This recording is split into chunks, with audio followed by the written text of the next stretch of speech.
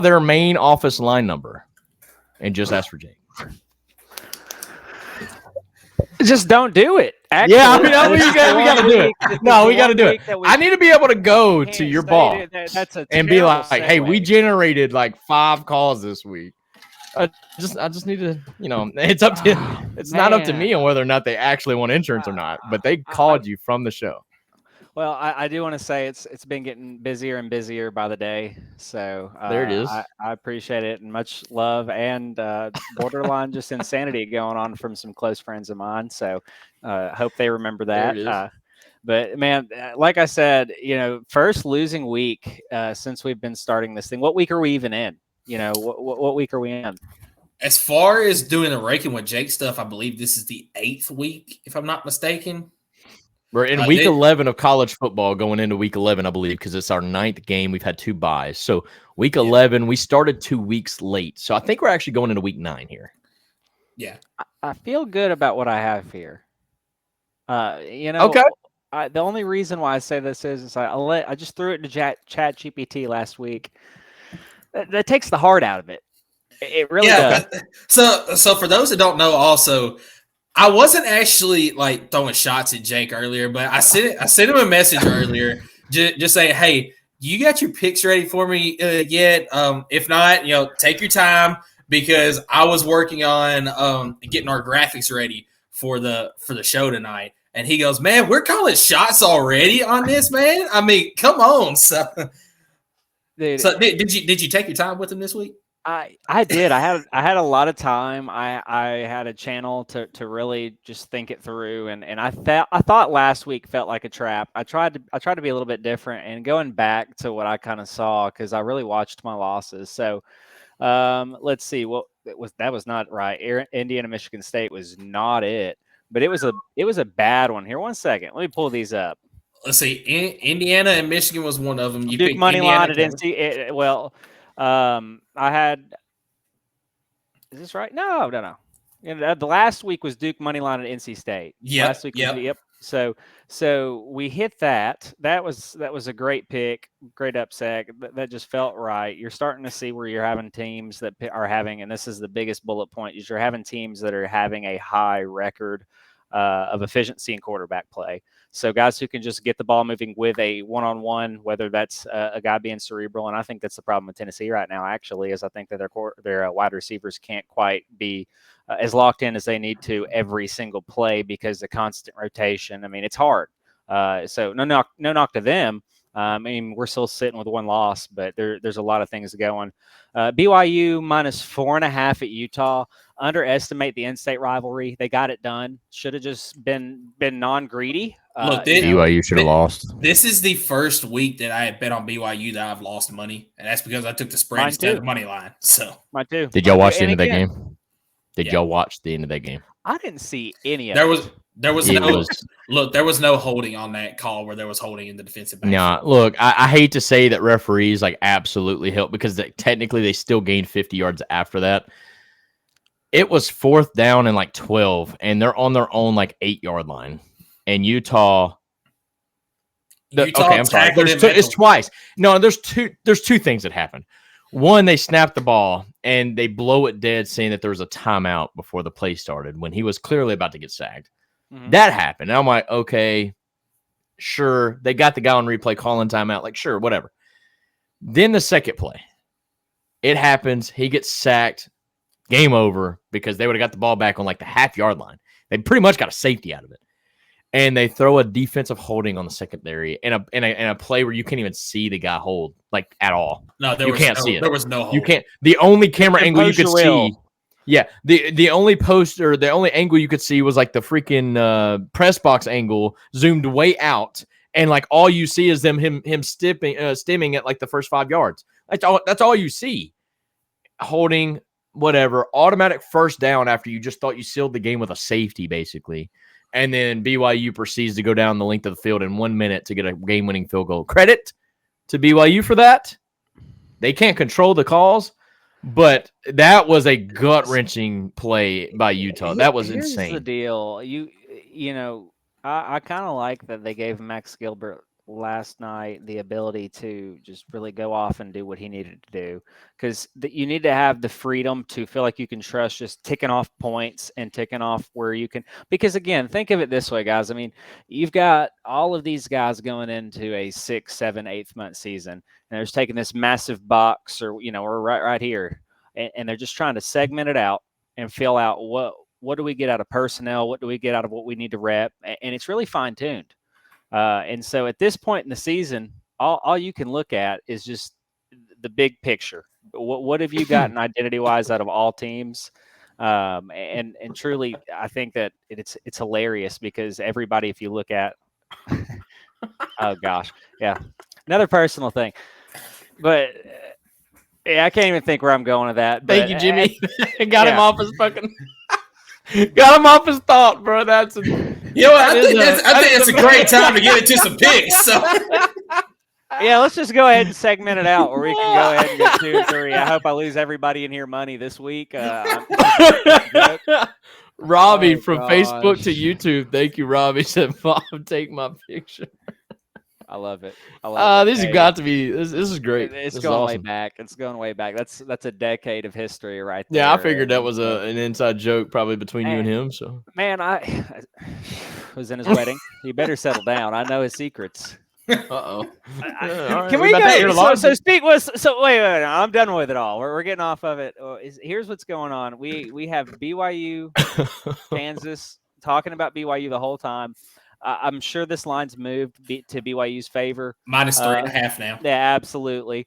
And so I mean, Kansas is 3-6. They're 0 they've not won a road game. And we just lack the fact that BYU is undefeated. I mean, at home. Can you imagine if in 2022 that Tennessee was undefeated and they played South Carolina at home instead of at South Carolina, regardless of everything that had happened in that game externally, and somewhat internally. But I mean, think about it. There's no way 2.5. Are you kidding me? I'd take 10 alternate spread. I've not even really seen Kansas. I've seen maybe 15 plays of them. But there are teams that are tiered up. I mean, and that's kind of where I resolved back and what I went wrong with. One of the games I got wrong was Florida. I thought they would keep it with Texas.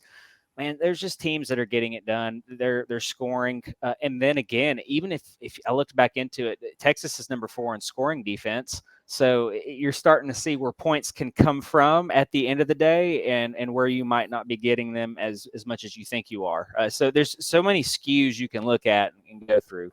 Can I play devil's advocate for like 2 seconds? Yeah, absolutely. All right. Do we truly believe that BYU is a top 10 team in the nation? Yes, I do. Yes. Look, they bought in. All they have done is won. It's been just like Tennessee. I don't care. That's like saying Miami's done nothing but win. No, I disagree. I disagree. BYU is not playing. Miami could beat BYU. No, Miami could beat BYU, but it doesn't necessarily mean that BYU is worse than Miami. No, Does that I'm make saying sense? y'all said it was because they keep winning and that they're 9-0, and I'm saying, well, that's kind of irrelevant when you're looking at who they're playing. But it's do you truly think they could go toe to toe with the top 5, top 6 in the SEC and win? Top 5? Yes. I mean, you got Texas, Georgia, Alabama, Tennessee, LSU, A&M. I mean, I could keep going. Like, Ole Miss. I mean, you think they could beat? Y'all are full of crap. I would want to put money on it. 34%. I give them a 34%. Look, I'm not. You just don't know the variables. Like you have to see the matchup. I was going to say I'm not going to sit here and say that they could beat them. I don't think you've watched a BYU game. Look, I have. I have watched BYU this year. I'm calling bullcrap. Very, very productive. It's the same thing you're seeing that's collapsing in the last part of the season. Look at whatever his name is at Vanderbilt. Yeah, these guys are just playing leverage ball. They're all playing leverage ball. They go away from reads. Nico kind of went away from reads, and the man was still on pace for 4 touchdowns. He was going to be 16 for 24. Is that right? Maybe even better. Yeah. For 350 yards. Yeah. And he's not hurt. He's hurt. He's injured. He is somewhat beat up. At this point in the season, who's not? You think Dylan Sampson isn't just sitting there, hurting and aching at this point? I mean, I'm sorry. That was a statement because, again, we sit here and we have the number 1 defense. You have to go back to what the landscape's showing you. And what's even funnier, I was talking to my girlfriend. She's in the room with me. But I was show her numbers. Yeah, I show her numbers. And so the thing that most guys look at is this football power index, and the levels of games that I feel like Heupel's playing is hilarious, because if you say that he's questionable, that affects all that algorithm. You put us at 9, you put Alabama at 1, and if you're going to have any committee argue for us, you're positioning yourself in that spot. And so it's hilarious what's going on, because how else do you motivate a kid who is coming in and has no competition? The competition's every week, every day, every snap. And so, I mean, that's where this game's at, and that's why it's insanity to me that this season has gone the way it is. And like while we were texting about it earlier, I mean, going into the second pick, just to kind of segue it, I mean, bar none, Kansas is 0-4 away. BYU is undefeated. BYU is playing for more than what Kansas is, and it's at home. There's just no other way to look at it, and it's a 2.5-point game. That's why I put it first. That was the first one that I saw, and I'm like, absolutely. And so back to it. Yeah, thanks, fellas. That's on y'all. So shout out to y'all. I wanted to make a point that I don't feel like BYU is a true top 10 team in the nation. I think they're winning, and that's awesome, but it's so hard to win in November when you are still undefeated. And I think Kansas could absolutely kind of take advantage of that. I mean, think about it. BYU's got that target on their back, and how often they had to play ball with that in November. And that's the point I was trying to make, but I ain't going against your pick. You're 30-15 on the season, and I don't. I mean, to be fair, I was just saying, I could see it happening solely because it's November.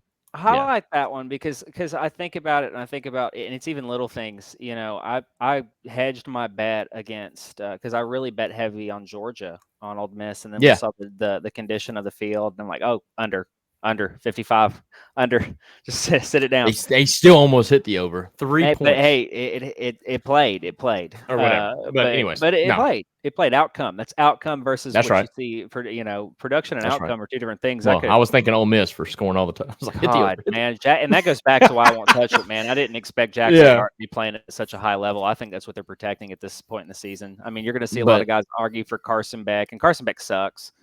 He still sucks. 10 and 11 or 11. 10 for 11, 10 touchdowns, 11 interceptions in conference play before the last game. That's horrendous.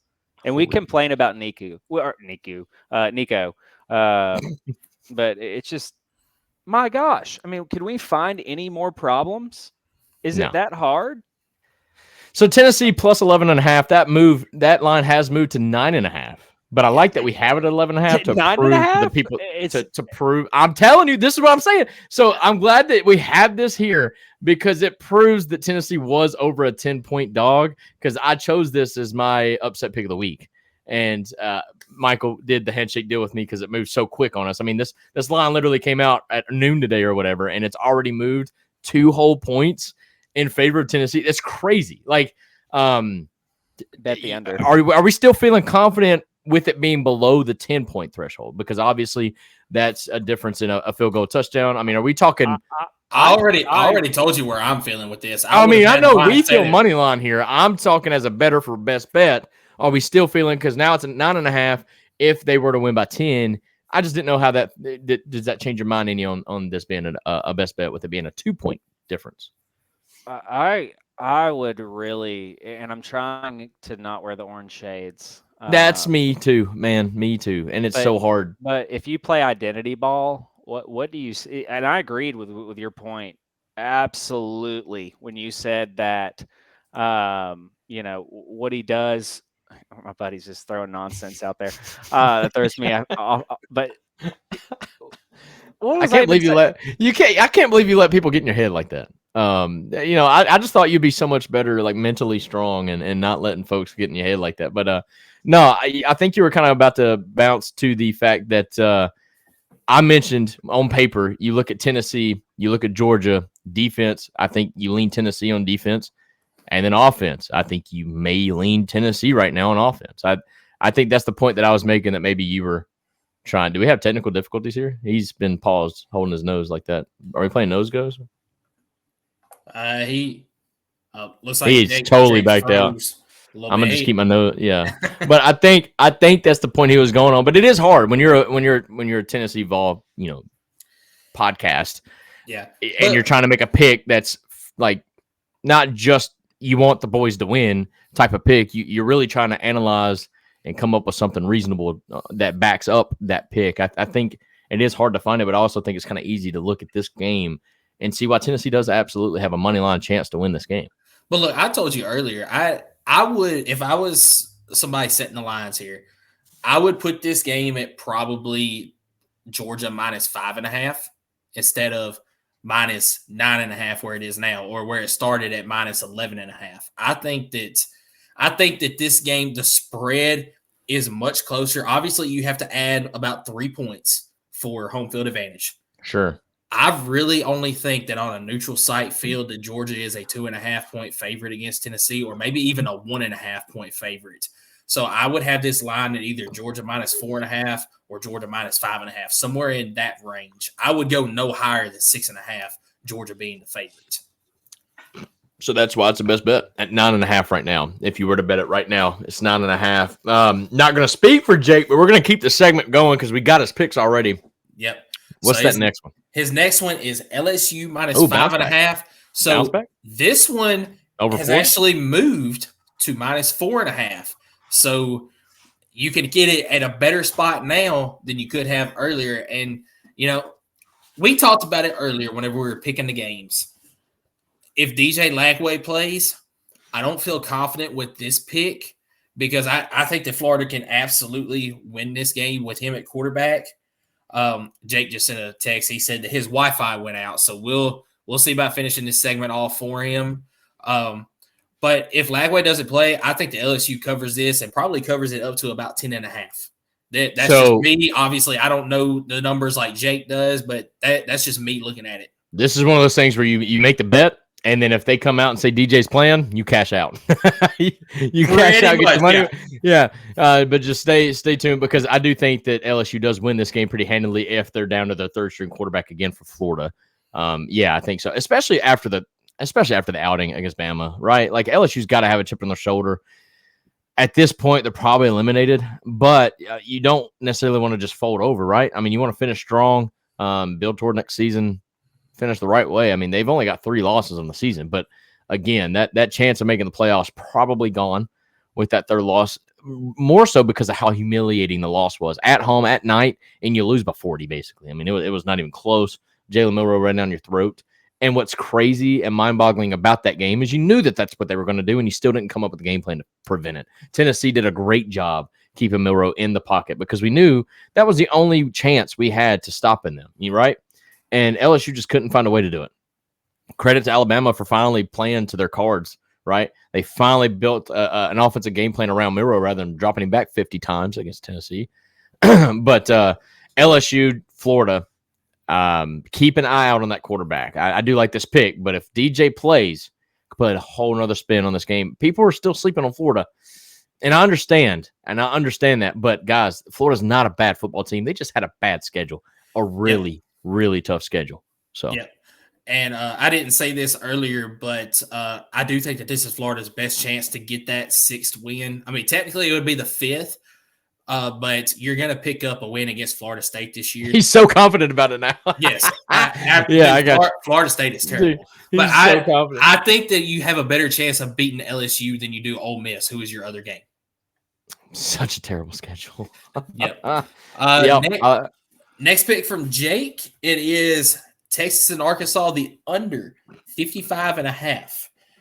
And so the way I look at it for this one, I like it, but it also makes me nervous because I know how explosive Texas can be against teams. Also, Arkansas. I mean, Arkansas has got an underrated offense that in some games this year has just absolutely exploded, but they've also disappeared at times too. The LSU game, for instance. I think he's banking here on Texas's defense, right? I mean, we held Arkansas to 19 and lost, right? And I think he's banking on Arkansas's defense too because Arkansas's defense is good. Yep. Held us to 14, 13, whatever it was. So, yeah, I mean, I think he thinks this is going to be more of just a defensive juggernaut game, which, I mean, I understand that. But, I mean, 55 points, guys. This could still be a Texas 38, Arkansas 10, and it's the under. So, Yeah.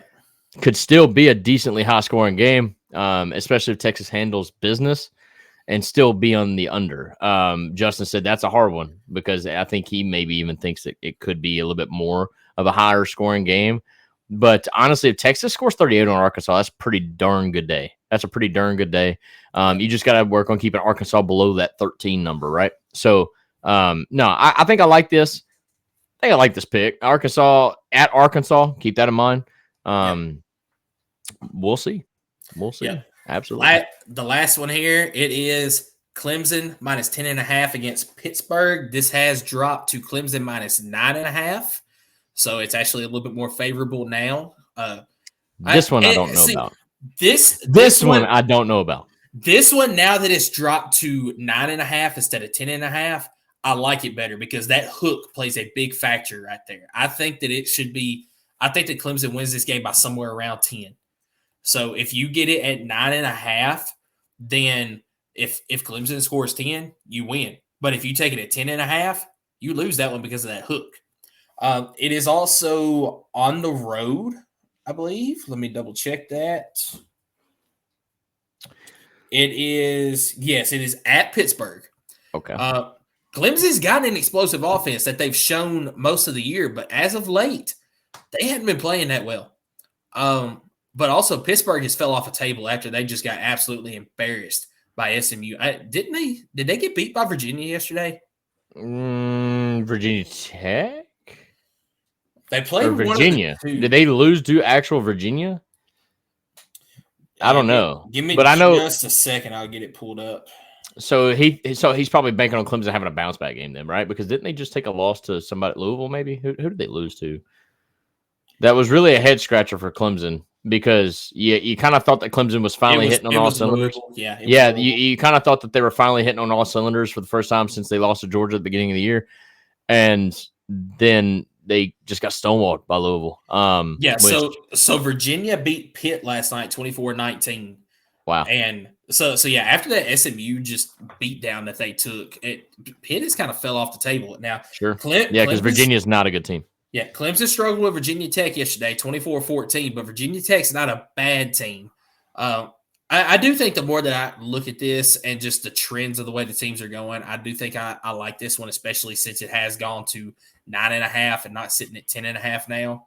Well, I mean, this is a Clemson get-right game after taking that loss to Louisville, right? I mean, this is an absolute revenge game and get back on the right track of things. I mean, as much as we want to crap on Clemson for losing 2 games, if not 3, but I think it's 2 games, they still have every shot in the world to make the ACC championship game. And that's all they can ask for. You win the ACC championship game, it doesn't matter how many losses you have, if I'm not mistaken. So you could be a 3-loss team and win your conference, and you're in the playoff, right? That's a conversation we don't have time for on this. I'm just saying Clemson still has a lot to play for here. They do, but I also don't think that a 3-loss Clemson ACC champion gets in.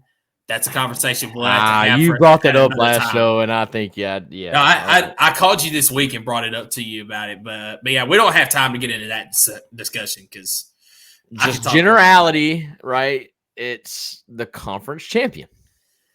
It is, but they're a Power 4 conference. It doesn't specify though, Power 4 or Group of 5. It just says highest ranked conference champion.